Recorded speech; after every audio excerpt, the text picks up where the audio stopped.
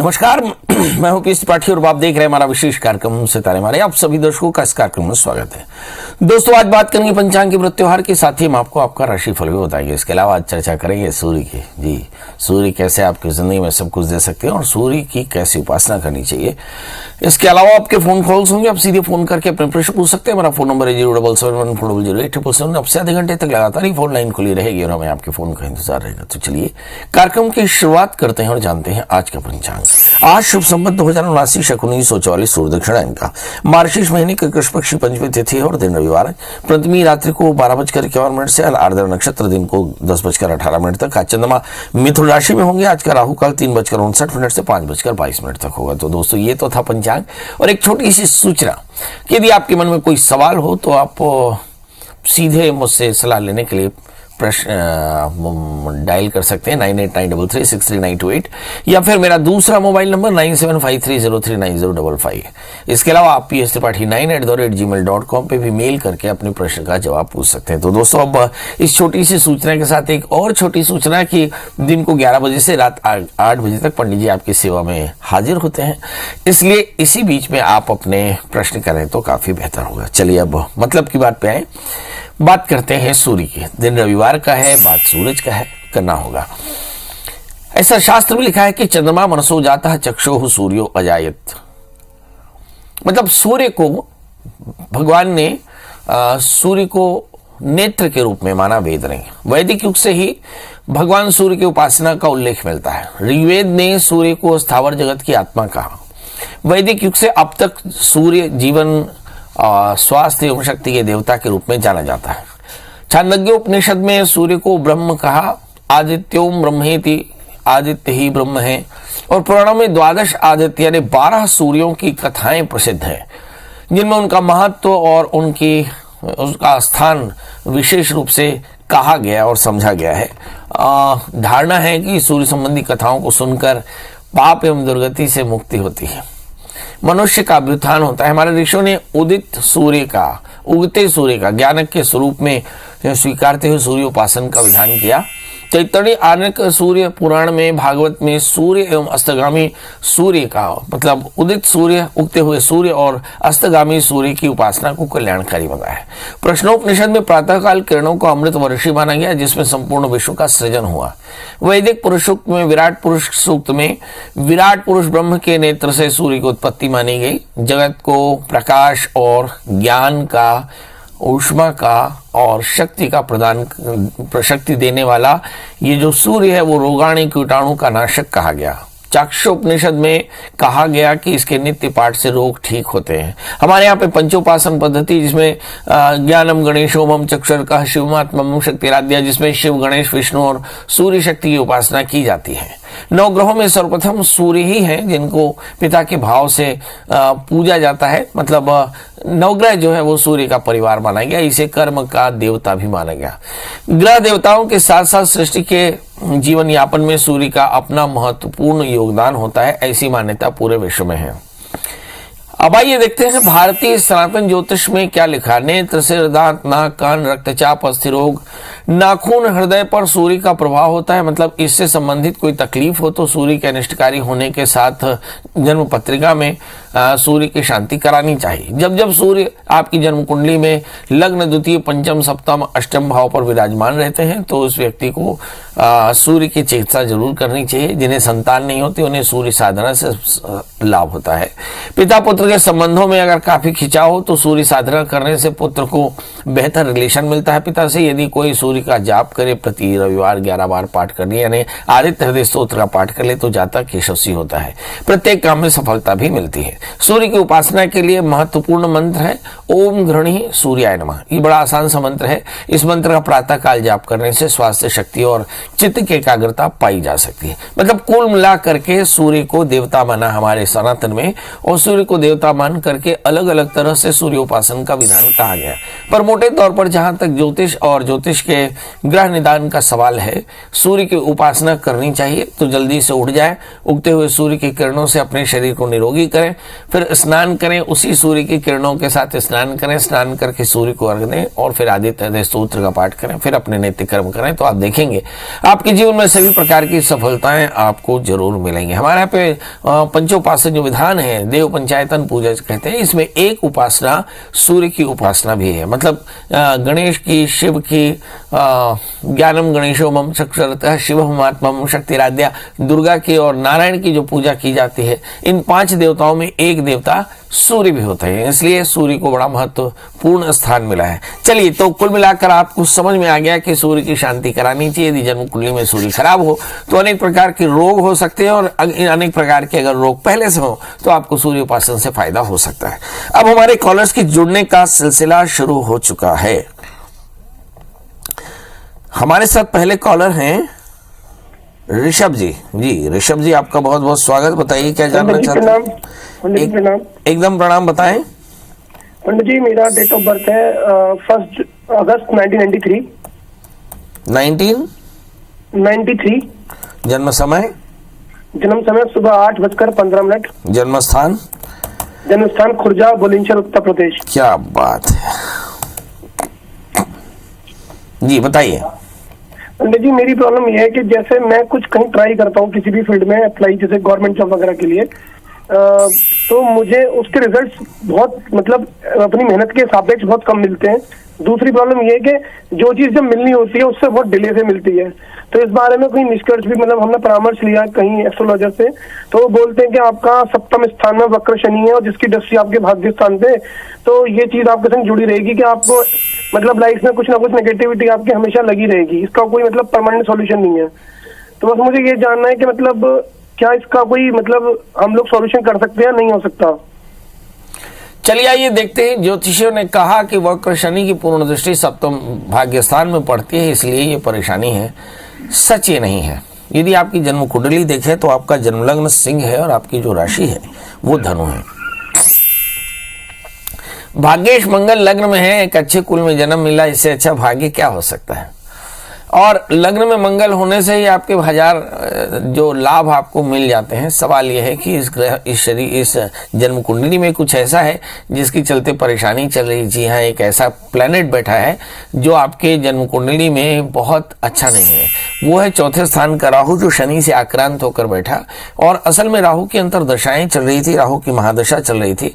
बीते 6 सालों में जब आपने जितनी बार भी एग्जामिनेशन दिए होंगे, राहु की महादशा शुरू हो गई थी 27 जुलाई 2015 से, और लगातार आप राहु की महादशा में हो। और अब शनि का लीथल दशा चल रही है। मतलब ये बहुत ज्यादा प्रॉब्लमेटिक दशा होती है। मतलब 2015 से 2022, मुझे लगता है 2023 जुलाई तक की स्थिति रह सकती है। सवाल यह है करना क्या चाहिए।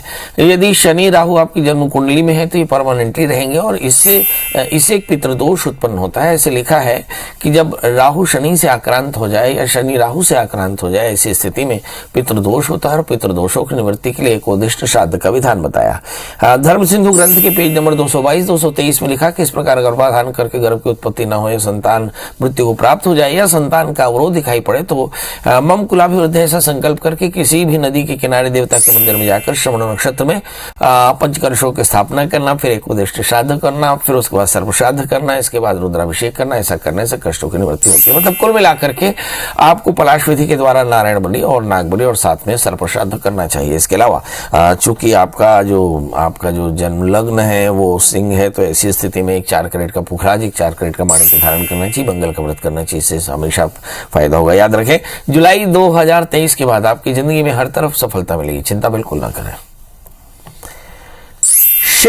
शिव जी, आपका बहुत बहुत स्वागत। बताइए क्या जानना चाहते हैं? पंडित जी प्रणाम।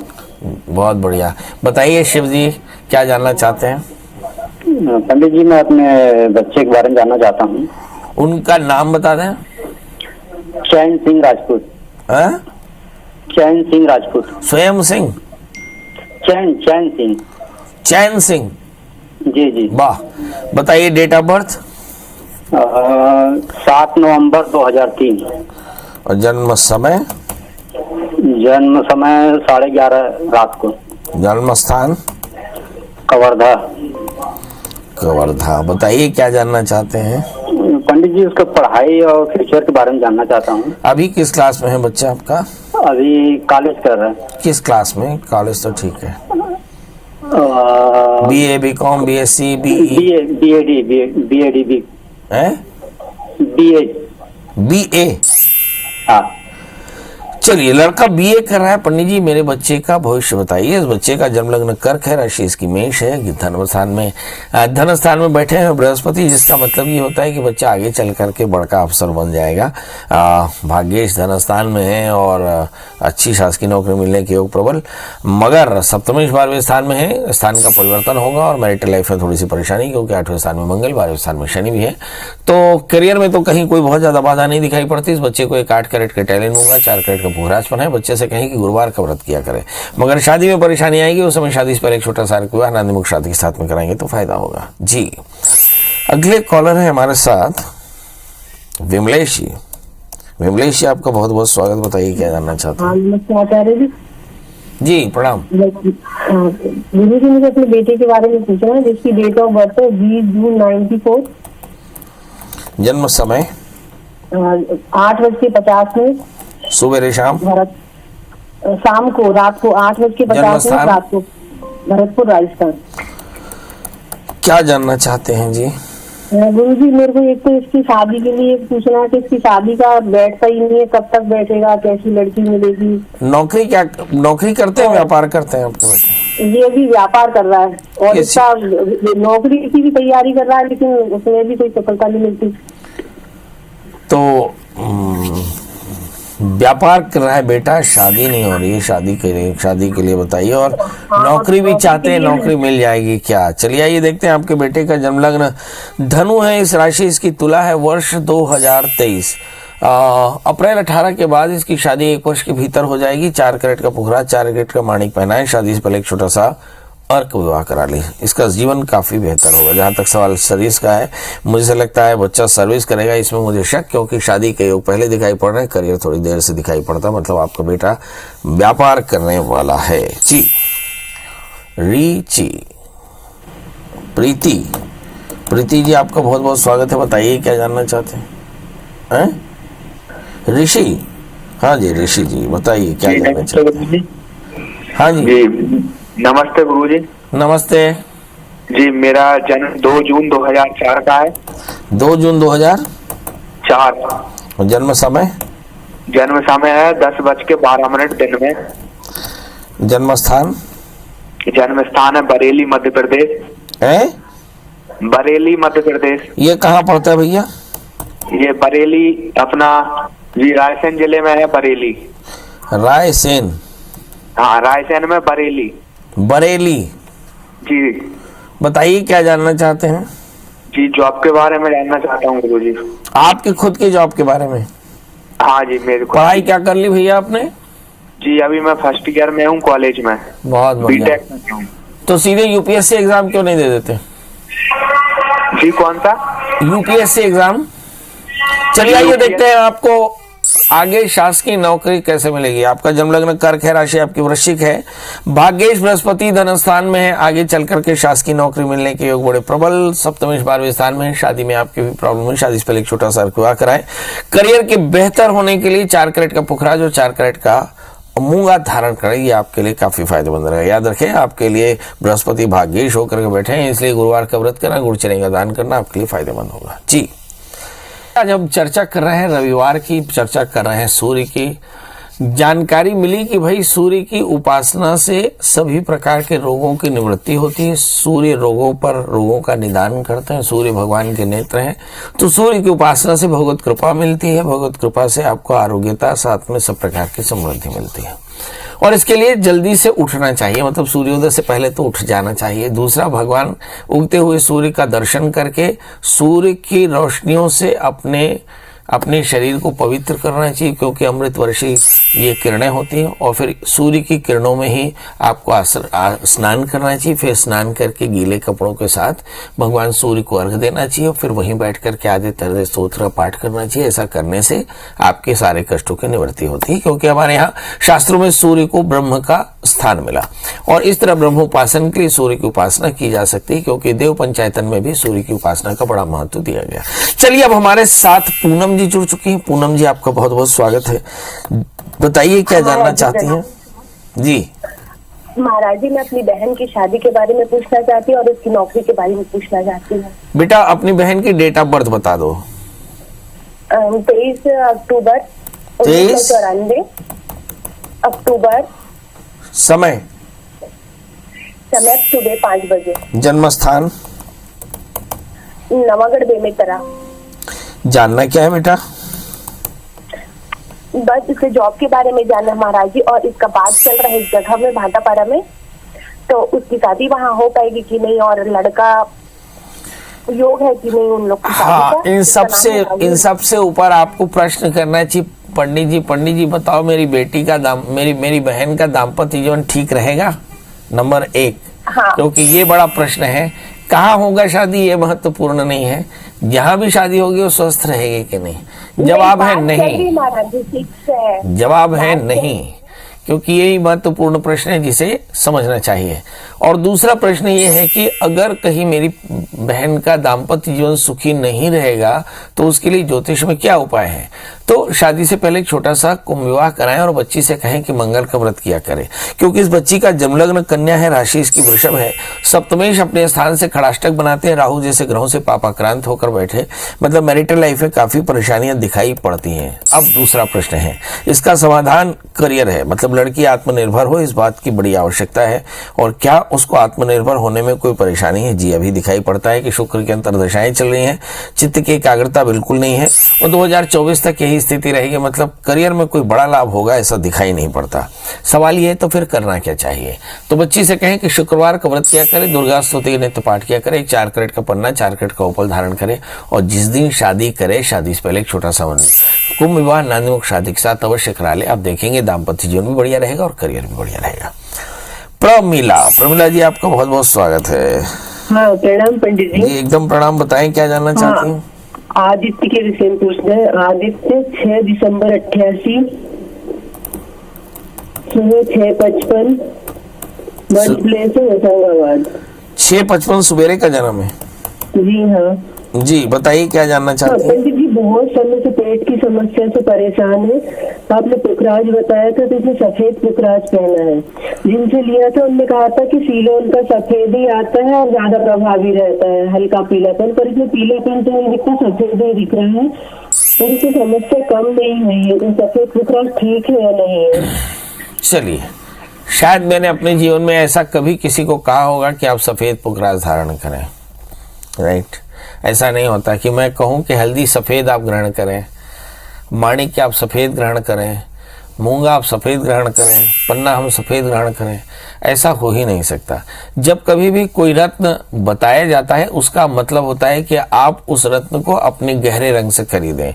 जैसे पन्ना आपको एकदम हरा खरीदना चाहिए, पुखराज आपको एकदम पीला खरीदना चाहिए, हाँ, माणिक्य आपको गहरा लाल खरीदना चाहिए, इसमें कहीं कोई संदेह नहीं। यदि आपने सफेद पुखराज पहना है तो उसे तत्काल उतरवा दें, भले ही आप बैंकॉक का मगर डार्क पीले रंग का पुखराज पहना है, पुखराज ना हो सके तो उसे एक अच्छा सा टोपैज पहना दें, इससे भी काम चल जाएगा। आपके बेटे का जन्मलग्न वृश्चिक है, राशि उसकी तुला है। आपके बेटे का जो शनि है वो चतुर्थेश होकर के धन स्थान में बैठा है, उसको पेट की अस्थायी तौर पर परेशानी हो सकती है, और इस परेशानी को समझते हुए प्रतिदिन बच्चे को रात में धनिये का पानी पिलाएं, मतलब धनिया शाम को भिगो दें और सवेरे खाली पेट उसे धनिये का पानी, खड़े धनिये का पानी पिलाएं।